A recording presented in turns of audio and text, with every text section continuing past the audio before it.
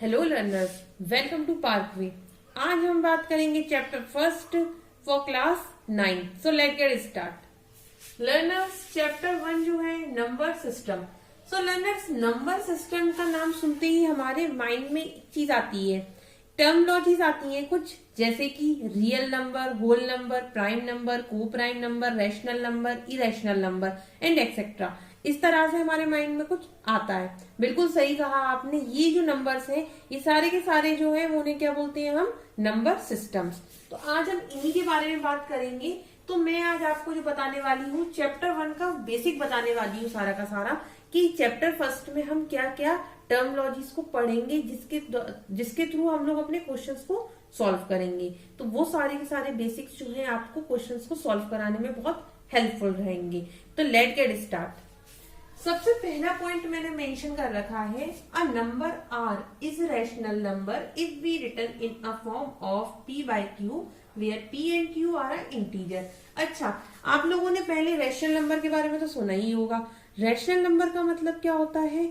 जब भी कोई इंटीजर जैसे कि कुछ भी मान लीजिए, जैसे मैंने यहाँ पर माना है p और q, जब भी कोई इंटीजर किस फॉर्मेट में लिखा हो, p by q के फॉर्मेट में लिखा हो, तो उसे हम क्या बोलते हैं? Rational number. मतलब रैशनल नंबर का सीधा सा मतलब क्या होता है? आपको जहां भी कहीं p by q का फॉर्मेट मिल जाए, मतलब कि 2 डिवाइडेड बाय 8, 2 डिवाइडेड बाय 4, या फिर आप बोलिए 1 डिवाइडेड बाय 8, इस तरह से आपको कुछ भी फॉर्मेट मिल जाए तो उसे हम क्या बोलते हैं? Rational number.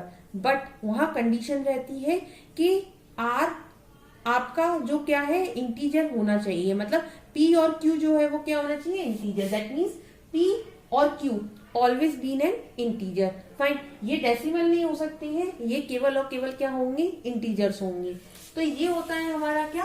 First point. Now the second point, irrational number just opposite of the rational number. मतलब कि p और q के फॉर्मेट में नहीं होगा। देखिए लिखा है, if it can not be written in a p by q format. मतलब p by q के फॉर्मेट में नहीं लिखा हो, उसे हम क्या बोलते हैं? इरेशनल नंबर बोलते हैं। बट आपने एक बात नोटिस नहीं की अभी, यहाँ पर p by q का फॉर्मेट है, तो p by q मतलब q जो है डिनोमिनेटर है, q जो है वो कभी भी जीरो नहीं होगा। फाइन, q जो है वो नेवर बी ना जीरो। ये देखिए मैंने यहाँ मेंशन कर रखा है, q जो है वो कभी भी जीरो नहीं होगा। अच्छा, इसके बाद में यह थर्ड पॉइंट लिखा हुआ है, a decimal representation of rational number. Rational number को हम डेसिमली कैसे रिप्रेजेंट करते हैं? अच्छा देखिए, एग्जाम्पल के थ्रू बताती हूँ मैं आपको। 36 इज डिवाइडेड बाय 100 लिखा हुआ है। फाइन, तो 36 को डिवाइड करना 100 से, तो क्या आएगा? 0.36। 0.36 के बाद में जो नंबर आएंगे वो क्या आएंगे? क्या 36 फिर से आएगा? 0.36 36 36 क्या इस तरह से आएगा? नहीं आएगा। तो 0.36 बस यहाँ ये खत्म हो गया, दैट मीन्स टर्मिनेट हो गया। तो ये कुछ है ना फॉर्मेट होते हैं हमारे, टर्मिनेट बोलते हैं हम इसे। मतलब जब भी रैशनल नंबर को हम डेसिमल के फॉर्मेट में लिखते हैं तो वहां कुछ टाइप आ जाते हैं। जैसे कि पहला टाइप है हमारा टर्मिनेट वाला। तो टर्मिनेट का मतलब है 0.36, यहाँ पर ये डेसिमल जो है वो स्टॉप हो गया। अब एग्जाम्पल नंबर 2 की बात करूं मैं, 1/11 लिखा है। देखिए मैंने ध्यान से देखिए एग्जाम्पल, आप 1/11 लिखा है, तो इसका रिजल्ट क्या आया? 0.09090909। इस तरह से ही चलती रहेगी इंफिनिटी तक। तो मतलब क्या हुआ? Not terminating. मतलब टर्मिनेट मतलब रुकना, तो नॉट टर्मिनेटिंग, इसका क्या मतलब हुआ? Not terminating. तो एक हो गया फॉर्मेट टर्मिनेट और एक हो गया नॉट टर्मिनेट। तो जब इस तरह का फॉर्मेट चलता है तो क्या करते हैं? 0 पॉइंट, इसको स्टॉप किस तरह से करते हैं? देखिए मैंने यहाँ लिखा हुआ है 0.09, यही कॉमन है बस। तो मैंने इसका क्या किया? यहाँ पर 0.09 लिखा और 09 पर बार लगा दिया। इसे बोलते हैं बार। ये बार लगाने का मतलब क्या है? आगे भी यही सीरीज चल रही है। फाइन, आगे भी 090909 ही चल रहा है। तो ये क्या होता है? नॉन टर्मिनेट, और एक होता है हमारा क्या? टर्मिनेट। तो जब भी रेशनल नंबर को डेसिमल के फॉर्मेट में रिप्रेजेंट करते हैं तो दो कंडीशंस बनती हैं, either it is be in terminate और it is in non terminate. तो ये था हमारा नंबर सिस्टम के बारे में 3 पॉइंट। इसके बाद में बात करते हैं हम कुछ आइडेंटिटीज के बारे में, जो कि बहुत यूजफुल है हमारी सॉल्यूशंस को सॉल्व कराने के लिए। तो बात करते ये है कुछ आइडेंटिटीज जो कि बहुत यूजफुल है क्वेश्चन सॉल्व करने में। सबसे पहले आइडेंटिटी दी हुई है रूट ऑफ ए बी। अब रूट ऑफ ए भी लिखा हुआ है, इसे हम किस तरह से लिख सकते हैं, root of a and root of b, इसको हम इस तरह से भी लिख सकते हैं। फाइन, तो इस बात को आपको याद रखना होगा। आइडेंटिटीज को आपको बहुत अच्छे से याद रखना है, कॉपी में नोट करके रखना है, और आइडेंटिटीज जो है उन्हें आपको कॉपी में पहले ही लिख लेना है। क्यों? क्योंकि आप जब भी क्वेश्चन सॉल्व करें आपको वो पहले ही दिखे कि हाँ मैंने आइडेंटिटी लिखी हुई है। ये सारी की सारी यूजफुल आइडेंटिटी मैंने यहाँ नोट कर रखी है, इसे प्लीज आप नोट कर लीजिए। तो सबसे पहले आइडेंटिटी जो मैंने लिखी हुई है वो ये थी। उसके बाद में लिखी हुई है root of a divided by b, that means ये जो रूट लगा हुआ है होल पर, मतलब ए बाय बी पर, तो इसको हम सेपरेट भी कर सकते हैं, रूट ऑफ ए और रूट ऑफ बी। तो इस तरह से भी इसको हम लिख सकते हैं। थर्डली क्या लिखा हुआ है यहाँ पर, root of a plus root of b, and फिर उसके बाद में root of a minus root of b, मतलब प्लस और माइनस, तो इसको हम a माइनस बी भी लिख सकते हैं। अच्छा, इसको अगर कोई बोले आपको ओपन करने के लिए, तो आप कैसे करेंगे ओपन, ये देखिए मैं आपको इसको ओपन भी करके दिखाती हूँ। अब रूट ऑफ ए है, रूट ऑफ ए का मल्टीप्लाई इन दोनों में करेंगे, फिर उसके बाद में हम रूट ऑफ बी का मल्टीप्लाई इन दोनों में करेंगे। इसी तरह से हम करते थे। एक आइडेंटिटी थी, आपको याद होगी, a प्लस बी का whole square, A square plus B square plus 2ab, ये आइडेंटिटी होती थी। यहाँ a प्लस बी का होल स्क्वायर का मतलब क्या है, a प्लस बी और a प्लस बी, ये 2 बार लिखा हुआ है, इसको हम मल्टीप्लाई करके ये लेके आते थे, यही था ऐसा कुछ। अब ये मैं आपको बताती हूँ किस तरह से आएगा a माइनस बी, ताकि आपको याद के साथ साथ ये भी रहे कि हाँ मैंने इसको इस तरह से सॉल्व किया था।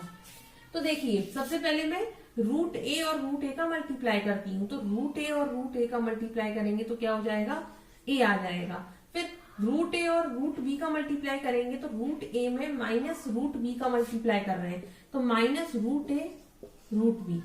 फाइन, फिर उसके बाद में रूट ए और रूट बी का मल्टीप्लाई कर रहे हैं, बट ये क्या है, प्लस का है, तो यहाँ प्लस आएगा रूट ए और रूट बी।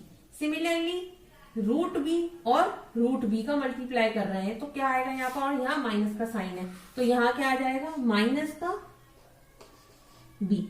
तो देखिए, माइनस का रूट ए और रूट बी और प्लस का रूट ए और रूट बी, तो ये कैंसिल हो जाएगा, तो हमारे पास क्या बचेगा, ए माइनस बी।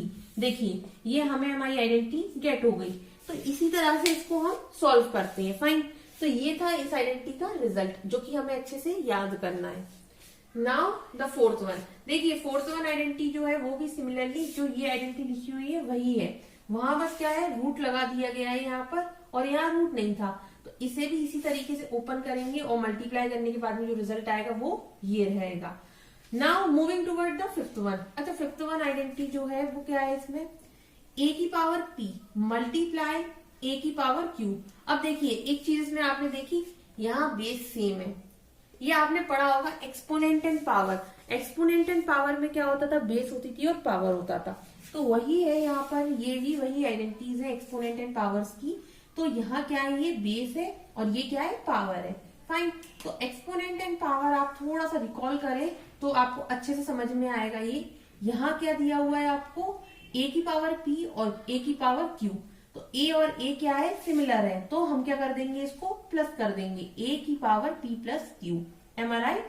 उसके बाद में सिक्स्थ वन, a की power p is divided by a की पावर q। अच्छा, यहाँ क्या था, मल्टीप्लाई था, यहाँ हमने क्या कर दिया, डिवाइड कर दिया। बेस अभी भी सेम है, मतलब a है और अभी भी यहाँ a है, तो क्या करेंगे हम इस केस में माइनस कर देते हैं। जब हम बेस सेम होता है तो हम क्या करते हैं, मल्टीप्लाई हो और बेस सेम हो तो हम क्या करते हैं, प्लस करते हैं, और जब डिवीजन हो और बेस सेम हो तो हम क्या करते हैं, सबट्रैक्ट करते हैं, तो p माइनस क्यू।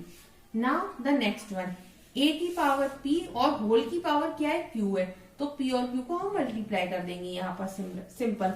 उसके बाद में लास्ट आइडेंटिटी, a की पावर p और b की पावर p, तो a और b है, यहाँ पर बेस डिफरेंट है, a है और एक b है, तो अब क्या करूंगी मैं, a b लिख दूंगी, बट यहाँ पर जो पावर है, देखिए p है यहाँ पर पावर दोनों पे, यहाँ p और q नहीं है, तो होल पावर जो आएगी वो क्या आएगी, p आएगी।